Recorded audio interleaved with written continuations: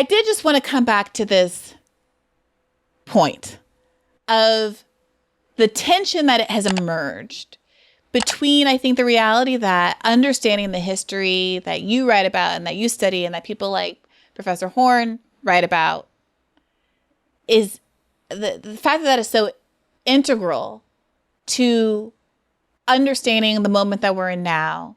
And it drives the solutions that the left sees for the moment that we're in now, these kind of structural solutions and these redistributive solutions, right? Mm-hmm. And the pushback that you get from the right, which I think is largely enabled by ignorance about that history, right? I think that's a fair statement to say. At the same time, there seems to have been an attack on this thing called critical race theory that seems to acknowledge tacitly the power of learning that history, at the same time that it redefines learning history into something that's pernicious and quote unquote Marxist and somehow inappropriate for our children. And there have been mixed critiques of CRT, both from the right and the left. And I wonder what you make of the discourse and how we should approach it broadly and also narrowly in terms of something like the 1619 Project. I don't have any opinion on the 1619 Project, but how is that possible? How is it possible to have zero opinion on the 1619 Project?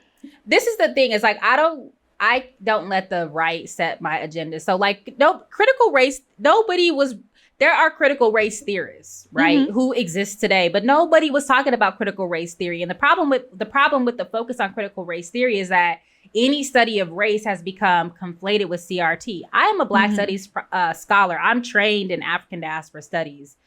All of my degrees are in Black Studies, and Black Studies is not CRT. CRT is a part of, some people who are in Black Studies do CRT, but they're not reducible to each other. And so I can study, Gerald is not a critical race theorist. So we can study white supremacy, anti-Blackness, all of these things, and not have critical race theory. The problem is that we let the left drive our conversations. And so then there's this broad defense of CRT, number one, with people defending it, not even knowing what it is.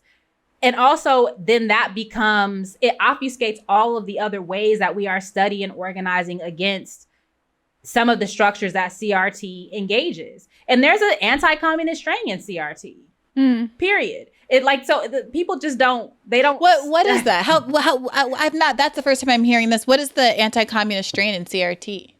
Well, critical race theory is a response to critical legal studies, which was a sort of Marxist critique of the law. And if you read, critical race theory, anyway.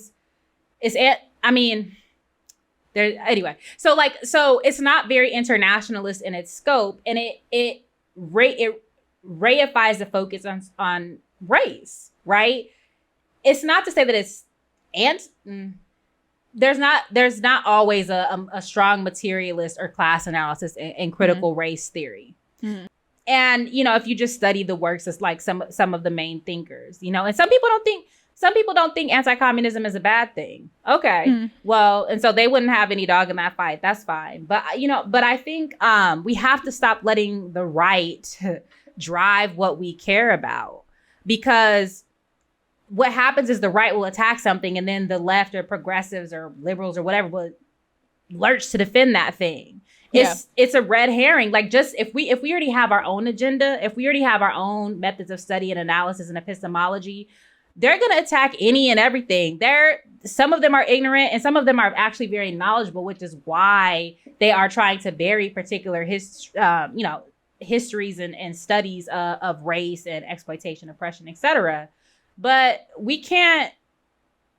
everything cannot be a response. Everything cannot be just a pushback on the right. And then every critique that we make internally can't be evaded because it might come from the right or because it dovetails with something the right says. I think we just have to do better than that.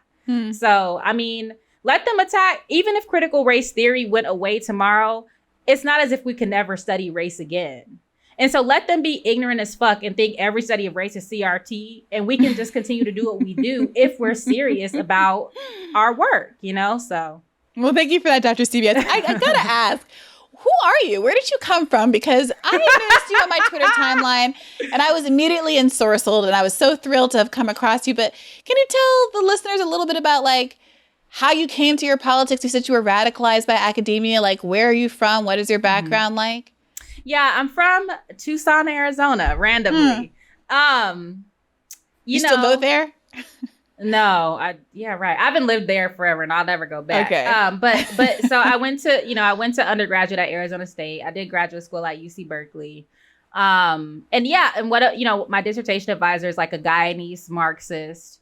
And so initially I was going to be a development economist. I was going to do my dissertation on expert processing zones. Then I started to just think about, U.S. anti-communism and how it intersected with anti-Blackness and had a particular de-radicalizing function on Black studies. And then just continue to think about the intersection of anti-communism and anti-Blackness. But yeah, so I don't have like an organizing or activist background. I'm not from like a movement family. I just am out here in these academic streets. And then, I just read a lot, studied. I joined my first like real revolutionary organization, Black Alliance for Peace, in 2020. And then just happened to sort of be positioned in a particular way in that organization. But because I felt like, every podcast I would do prior to that, I would say, I'm not an activist, I'm not an organizer, I'm just an academic. I just have this particular analysis. But it felt important, especially at that time, to really root myself in an organization and like test out some of these theories, ideas, and analyses that I had, and really do try to make some sort of material intervention. And so I'm a Taurus. Look, that's important information.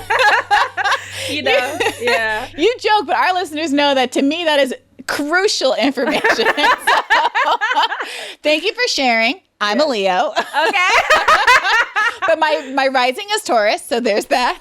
Yes. I think my rising is Capricorn, so. Okay, you're a very strong earth sign. I won't be picking any fights with you anytime soon. Yeah. I don't want to bring this up in the 11th hour, but I am also curious. You mentioned your focus of study is on anti-Blackness and anti-communism and the relationship between the two. I don't want to suck you into giving, a whole dissertation's worth here, but, it does strike me that, even among leftists, self-described socialists, the descriptor of communism is still, I think, significantly stigmatizing. Mm-hmm.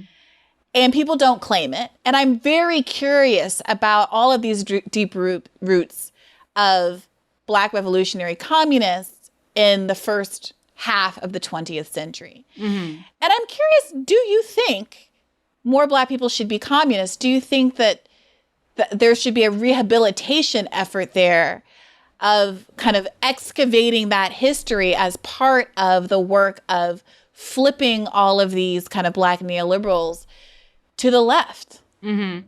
I think that we should study that history. I think that Black people should be whatever collective revolutionary Black liberationist, oppressed liberationist formation that makes sense for now.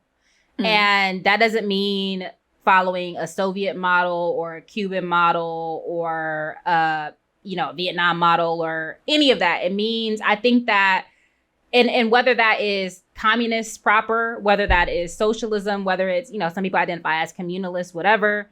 I do think we need to study that history. And the main thing about anti-communism is that it's not just about communism. Anti-communism was a dragnet that disciplined everybody, internationalists, anti-colonialists, or, anti-imperialists, people who are against racism, people who organize interracially. Like it was a way to sort of red bait, to target and to tarnish anybody who was struggling for liberation or against the status quo. And so you don't have to be communist. But we are enemies if you're anti-communist, whether you're a left-wing anti-communist or a right-wing one, because of the political space that got shut down because of anti-communism and because of the political material and sort of and cultural milieu that it created and that we still see in different form today. So, for example, there's a seamless transition from anti-communism to this discourse of extremism to anti-terrorism. These same logics persist. And so, again, you don't have to be a communist. But if you are anti-communist, then you are fundamentally counter-revolutionary and can't rock with you. So that's the broader point. Hey, YouTube, don't forget this is a podcast. To get full episodes, including ones that are behind a paywall, go to patreon.com/badfaithpodcast. To get more episodes, please do subscribe to this channel, hit the notification bell, and like this video.